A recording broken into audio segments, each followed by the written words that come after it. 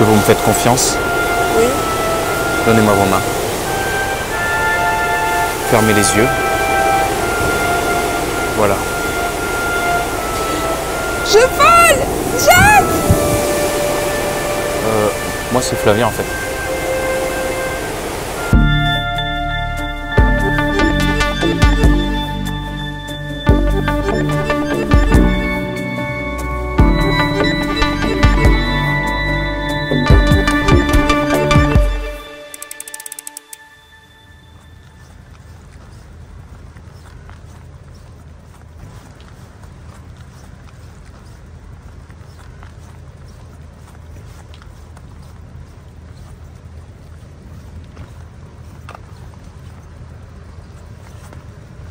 On a passé 2 mois incroyables en France. Mais l'aventure devait continuer de l'autre côté de la Manche. On a donc rejoint le port de Cherbourg pour embarquer dans un ferry en direction de l'Irlande.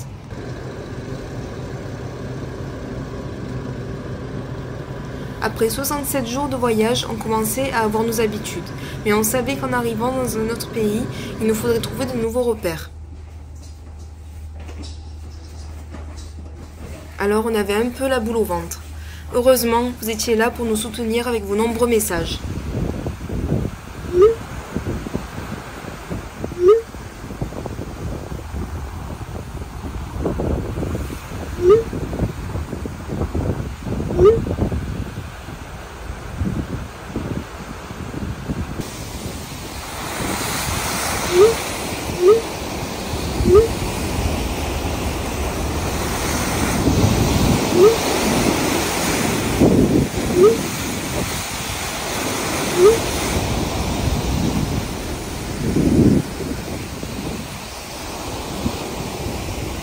Après une traversée de 17 heures sur une mer plutôt calme, nous voilà arrivés. La première chose qu'on a à faire, c'est de changer le rétroviseur de côté. La deuxième chose, c'est de trouver un endroit où planter la tente.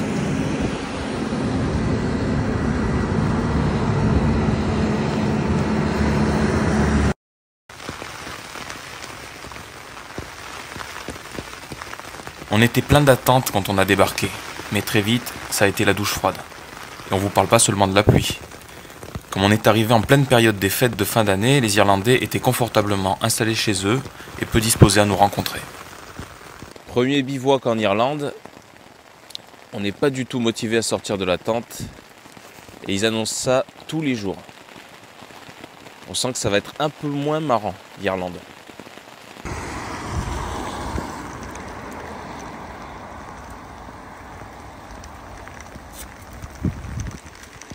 On imagine tout le monde faire la fête et on se sent un peu seul dans la tente.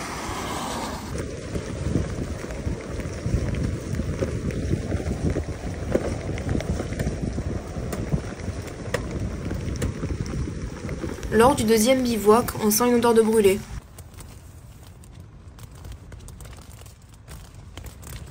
Non, ce n'était pas la dinde de Noël, mais bien le sac de couchage de Flavien. On roule sur des routes qui sont un peu toujours les mêmes. Sales et abîmées. Notre pays nous manque. Après des heures de pédalage à nous ennuyer, on arrive dans la pointe de Lower Cove pour passer la nuit. Un petit coin de paradis. Le temps est magnifique et c'est un moment unique. Mais qui dit moment unique dit moment éphémère. On assiste à la plus grosse tempête de notre voyage la nuit qui suit. Il nous semble impossible de pédaler dans ces conditions, alors on fait le choix de louer un van pour 4 jours. On culpabilise d'avoir pris le van, comme si les beaux moments devaient être la récompense de l'effort que demande le voyage à vélo. Mais on se retrouve parfois sous une pluie tellement violente que nos regrets s'effacent. Avec le van, on décide de parcourir les 5 péninsules méridionales. On se sent vide et seul dans ce van. Le voyage n'a plus réellement de sens, on hésite même à quitter le pays. Et puis un soir, alors qu'on cherchait un peu de chaleur dans un pub irlandais, la musique a redonné des couleurs à ce triste tableau.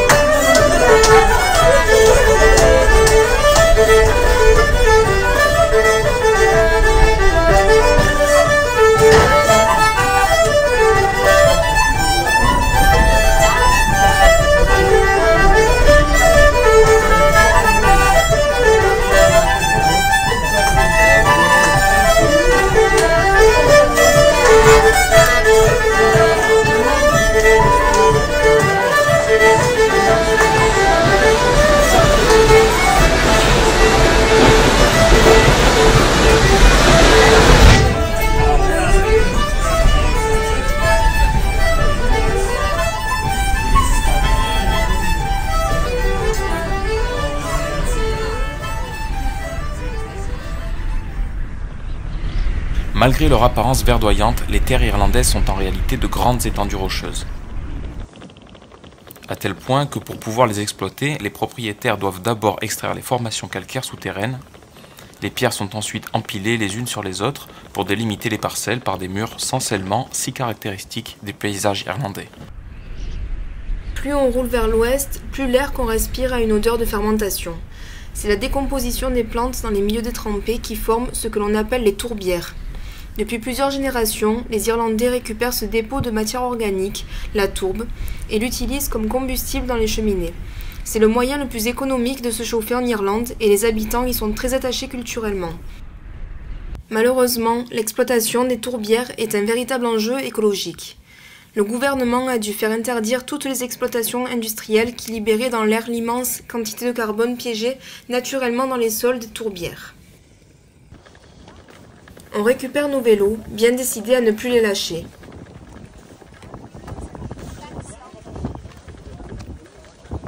On roule en direction du point le plus touristique d'Irlande, les falaises de Moher. Il est des personnes pour qui affronter les éléments est devenu une vraie condition de vie. C'est le cas de Paul, qui nous accueille dans la petite ville de Monivea pour nous parler un peu de ses nombreux voyages. Paul est un modèle de résilience comme on en voit peu. Quand il nous raconte son parcours, on relativise grandement sur nos difficultés. I did the South Island, really, of New Zealand. Then I met Elizabeth. So, who is Elizabeth? She was cycling down the west coast of the South Island. She wanted a place to stay. This is Christmas in 2014. I said, come and stay with me then. I didn't know who she was. Like, you know, she had a cheap hat, cheap bike, you know, and cheap bags, and 3 pairs of jeans. And little did I know that she'd cycled from Greece to New Zealand for 2.5 years on her own. Then it wasn't 3 days, it was the longest warm showers host. She stayed for 6 months. and then due to my injuries and other factors, I found I could take a year off work without pay. So I fractured my neck when I was 13 in school. In 2000 I was losing feeling from the waist down. I had to have an urgent what's called a corpectomy. Then they cut you along here, take a part of your hip out, put it in your neck and put a titanium plating with 4 screws. I knew I was going to have the operation, but the operation has a risk, which we all know, like risks. But before the operation, they always ask you, you say, no, you might come out with what's called the halo, is screwed into your head. So you predict for the worst outcome in your head. So when I woke up, thankfully I wasn't wearing a halo. So I wore a collar for 1.5 years. And then, well, about a couple of months I've had my right knee done, I've had my both shoulders operated on. I fractured my fibula parachuting. And then in 2013, when I was living in New Zealand, I couldn't walk again. I was struggling. I had a bulging disc in my lower back. So I had a lower L5S1 fusion in 2014. And so really that year was recovering really. Until then, not long afterwards I met Liz and then we were on the bike. We had this world map in front of me and I'm thinking, I only wanted to do New Zealand. And now I have the world, like to go, well, we'll go to Japan and then cycle across from there. Oh, that's kintsugi there. Kintsugi means that if there was a vase on a shelf and it falls and it breaks, most people will sweep it up and throw it away. But in Japanese culture, a lot of it is that they have special people to put gold lacquer and join the vase together. It means that you're more beautiful by being broken. Because we all go through trials and tribulations, we've all had loss. And a lot of the times we're broken. Once you come out of it, you become more richer. So by going through trials and tribulations, it makes you, I think anyway, a richer and a stronger person. And then I started cycling in Torin Island in 2017. It rained 40 days out of 46, so you know, I'd only seen around Ireland, and I thought, well, okay, how about trying to walk it as well? So in 2019, I did what I call a double. So I walked a quarter, biked a quarter, and then walked a quarter, then biked a quarter back up. My first New Zealand bike trip I did for cancer, because Mum died of cancer.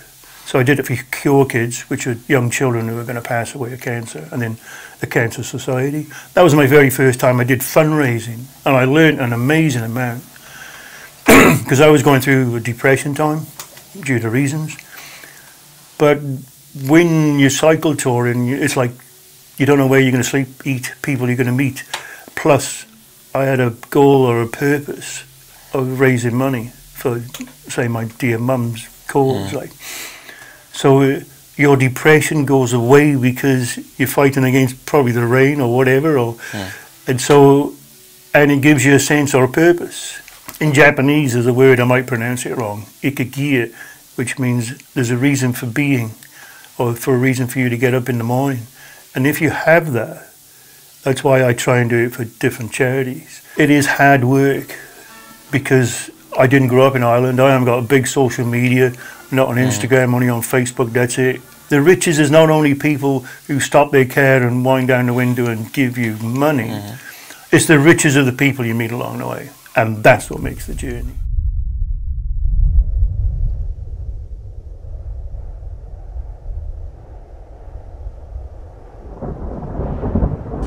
On est regonflé à bloc avec toute cette sagesse et c'est sous une légère grêle qu'on commence une nouvelle journée. Peut-être la plus mémorable de notre séjour jusqu'ici.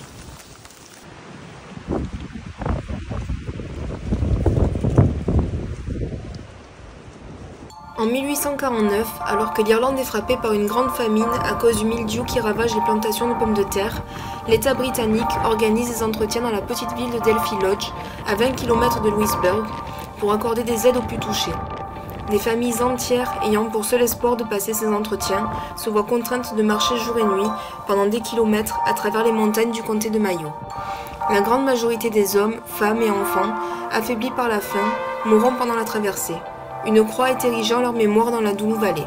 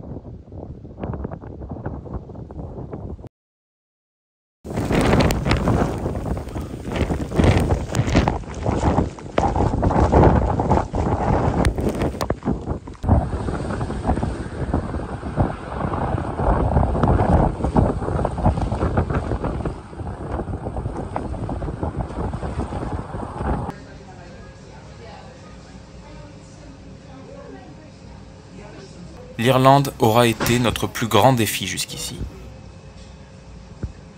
On a surmonté les tensions, le vent, la pluie. Il y a eu des pleurs et du découragement parfois. Mais ce qui est sûr, c'est que ça en valait la peine. Et le résultat de tout ça, c'est qu'on est encore plus solide qu'avant. Prêt à dévorer les routes pour rencontrer toujours plus de gens et comprendre un peu plus comment se cultive le monde.